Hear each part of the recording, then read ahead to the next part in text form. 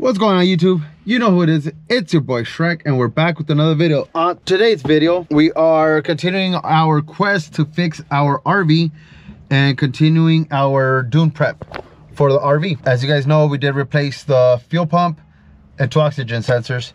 Today we are replacing the idle air control valve. As you guys know, there's not much research or much help for RVs online. I did go ahead and search the issues that we're having under RVs and I couldn't find anything. So what I thought about it. Its heart is basically a Ford. Well, it is a Ford E350. So I searched it up, common things on Ford E350s and F350s, same engine, the V10, they all share the same engine. So what came up on the forums for, I believe it was the Super Duties and the Excursions, or not the Super Duties, but the F350 V10s, was that they have an issue with the IAC. It does seize up on them or start getting stuck, which causes issues, starting issues, and then once it's warm, it won't crank, stuff like that. So we're doing a little Hail Mary here. Hopefully this fixes it, and I'll show you guys how we replace it right now. Stay tuned.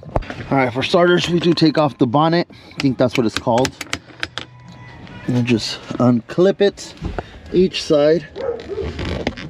Something like that. Oh, there we go. You can clip this one too.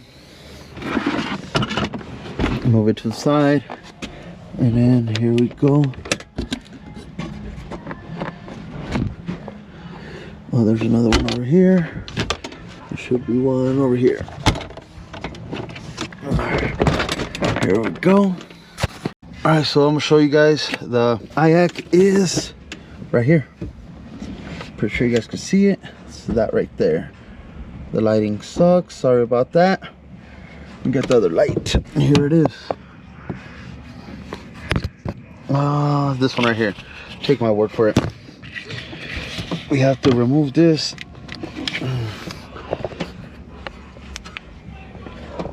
This big tube right here. This one right here. Just twist it off. It should come off, but it's not coming off. Then it's just 2 bolts and a connector. This connector right here.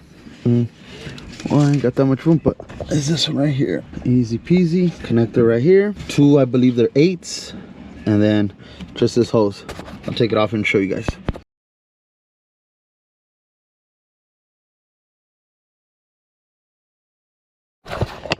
All right, we did go ahead and take off this one. That's the old one.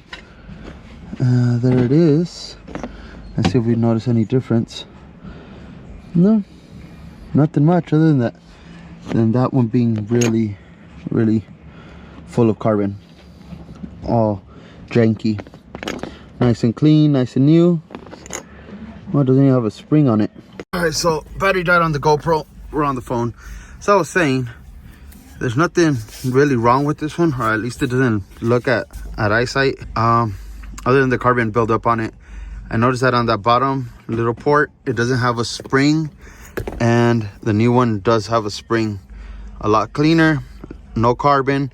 So we'll go ahead and replace it with this one, put it on there, and then see if this fixes our problem. It goes right there, right on the back of your engine. There it is, connected to this big tube. So let's go ahead and put it back. And it's back on, guys. Ladies and gentlemen, put it back on. Not that hard, easy replacement. It'll probably be a little short video, or I might add to it. I'll report if it worked or not. I'm actually looking at this right now. Not sure what this is, what this little thing is, but it looks kind of old. I wonder if it has anything to do with the spark. I have to look into that as well and report back. But so far the IAC is replaced. Like I said, I had to do research on the engine itself, not on the actual RV. There's not much on RVs or much information to help you. So basically go off of what engine you're dealing with for engine problems. Pretty common sense, but sometimes not so common. We'll go ahead and try to crank it up after. All right, let's see.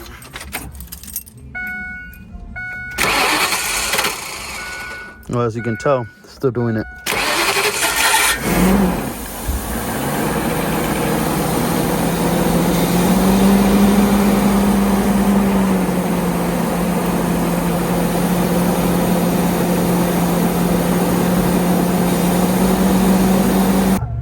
right, so here we go. We just came back from filling up. I just installed that sensor, the IACV sensor. Gonna see if it turns on.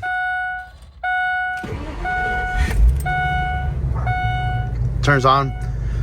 On the way there, on the way to pumping gas, it drove really good.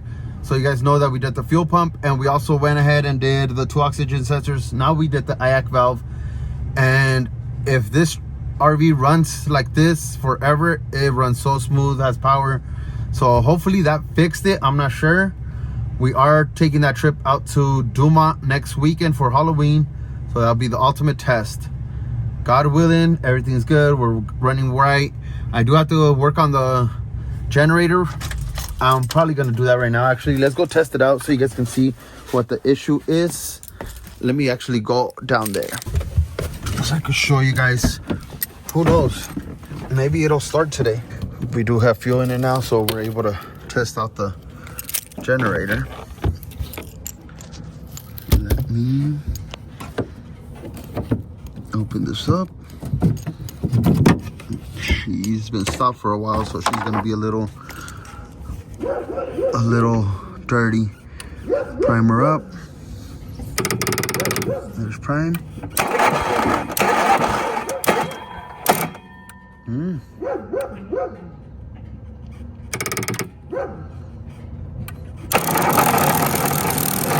Oh, maybe the battery's low.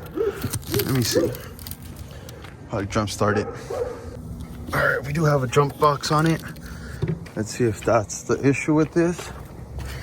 Maybe the batteries were dead.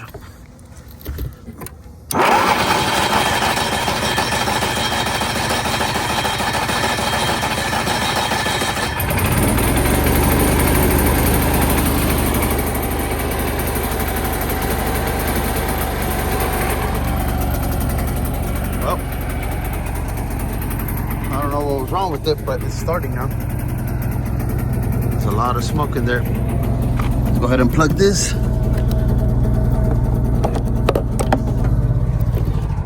Well, it's done.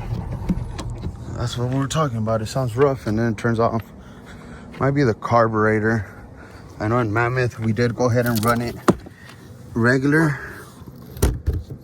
and it does flash. So 1, 2, 3, 3 flashes. Need some juice. Need some juice.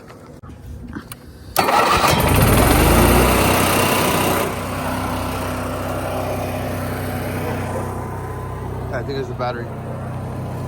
So interesting enough, with the little jump box, it runs perfectly fine, but without it, it doesn't. So what I'm starting to notice that it might just be that it needs a battery. We're gonna have to buy a new battery for it. I think that's what it is. It just needs a battery. Sure about that? You sure about that? That's why? And it's good to go again. So I'll close this video out in a little bit.